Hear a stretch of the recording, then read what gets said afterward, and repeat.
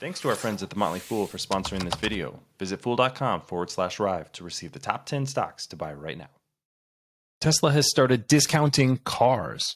Now, this is something that I think is really surprising for investors because Tesla has always been able to command a high price for their vehicles. They haven't had to resort to the same discounting and deals that all kinds of automakers have in the past. They don't even have to do any advertising.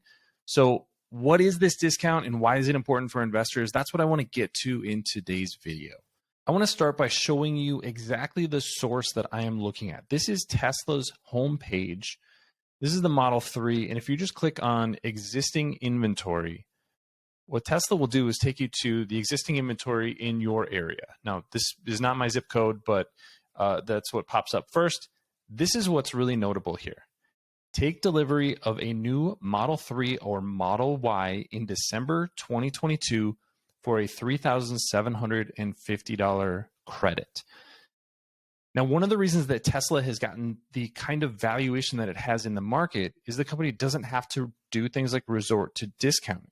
So why is the company discounting? That is the big question. And I want to detail a few reasons that the company might be having to resort to effectively lowering prices right now. The first thing to highlight is what Tesla told us last quarter about their own inventory.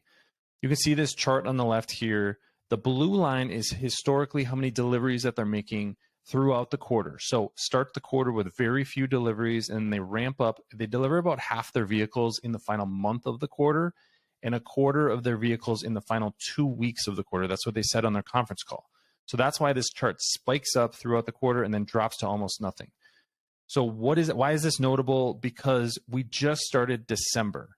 So theoretically, if this holds true, now they've said that they're going to change this policy, but it doesn't happen overnight. So if this trend effectively holds true throughout December, you would expect that Tesla's going to have to deliver about half of the vehicles that they're going to sell in the fourth quarter of 2022 in the month of December.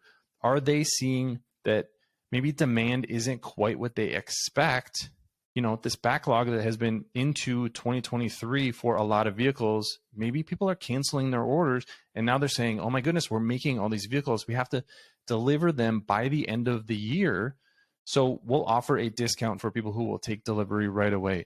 I think that is worth thinking about. Now, we don't know exactly what the numbers are or what margins are, but I will get to why this could be problematic for the company's profitability. Now, you may not know this, but Tesla is actually one of the worst performing stocks since the beginning of October 2022.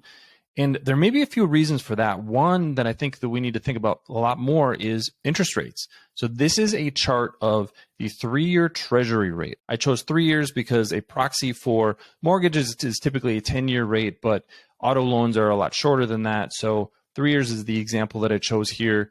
You can see that rates have gone from almost zero to in early 2021, all the way up to 4% right now. That's a large jump. And so what kind of impact does that have on the cost for consumers?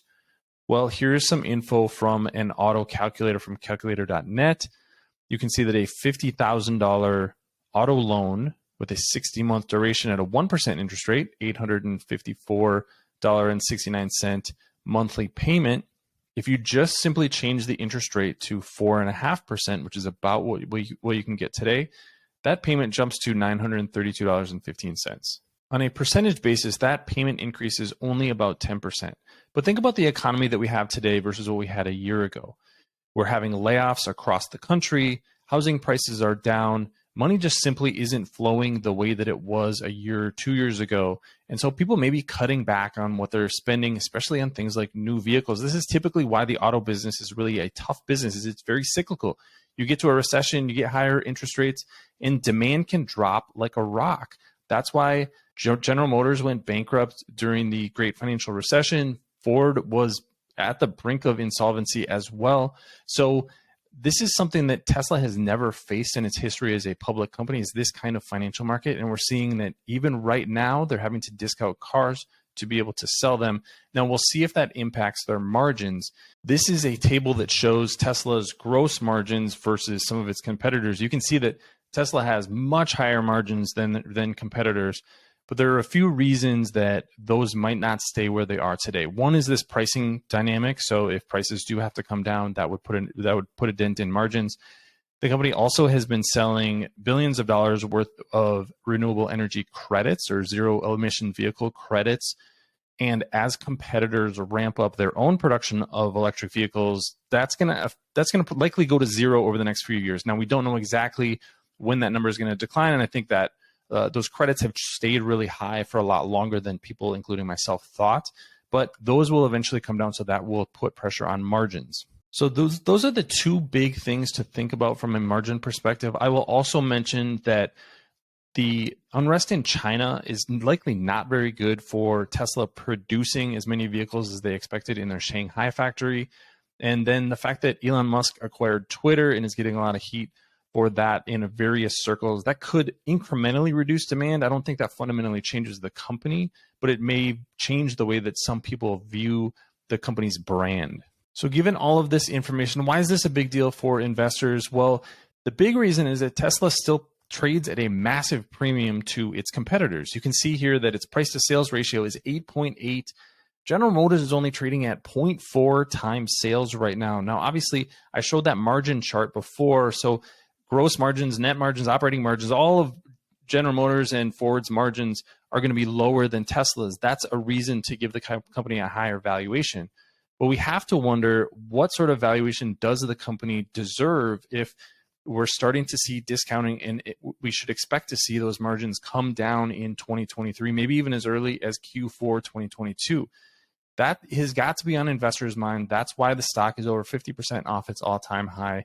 And I'm going to be watching closely what these margins look like, because I wouldn't be surprised if consumers start trading down to lower cost vehicles, maybe even do things like choose not to buy full self-driving. That's over $10,000 of cash flow per vehicle that chooses to acquire that Tesla generates when they sell full self-driving with a vehicle. So this could be a big impact on Tesla. And I was a little bit alarmed to see the fact that they were discounting just to sell vehicles in the next 30 days. So what do you think about this? Did you see this news?